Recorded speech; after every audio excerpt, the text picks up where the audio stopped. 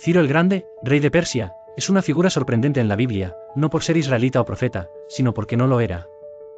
Era un rey pagano, un conquistador extranjero, llamado por Dios, mi ungido, un título reservado para reyes y profetas que cumplían su voluntad.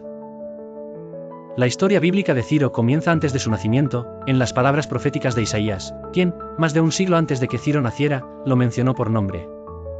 Isaías escribió que Dios levantaría a un hombre llamado Ciro que permitiría a los exiliados judíos regresar a Jerusalén.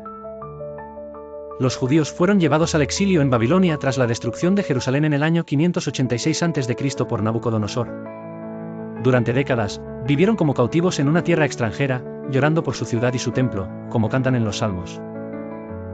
Los profetas como Jeremías les habían dicho que el castigo duraría 70 años, pero también prometieron un tiempo de restauración.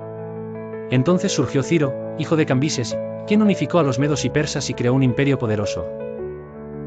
En el año 539 a.C., Ciro marchó sobre Babilonia. En una campaña casi sin resistencia, tomó la ciudad, heredando el destino de los pueblos cautivos. Lo que ocurrió después fue sin precedentes en la historia de los imperios antiguos. Ciro emitió un decreto autorizando a los pueblos conquistados a regresar a sus tierras y reconstruir sus templos. Los judíos fueron beneficiarios directos de esta política. En el libro de Esdras, se conserva el texto de su decreto. Ciro declara que el Dios del cielo le había dado todos los reinos de la tierra y le había mandado edificarle una casa en Jerusalén. No era un creyente hebreo, pero reconocía la autoridad del Dios de Israel. Ese edicto cambió la historia de los judíos. Un primer grupo regresó a Jerusalén bajo el liderazgo de Zorobabel y comenzaron la reconstrucción del templo. Aunque enfrentaron oposición y dificultades, el regreso fue visto como una señal clara de que Dios seguía obrando a favor de su pueblo. El profeta Isaías había escrito que Dios llamaría a Ciro por su nombre, y lo guiaría para abrir puertas delante de él. Incluso dijo que Dios le daría tesoros escondidos y riquezas guardadas en lugares secretos, cumplido en la conquista de Babilonia.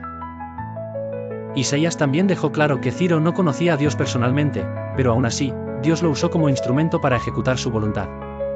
En los libros de Daniel y Crónicas, también se menciona a Ciro.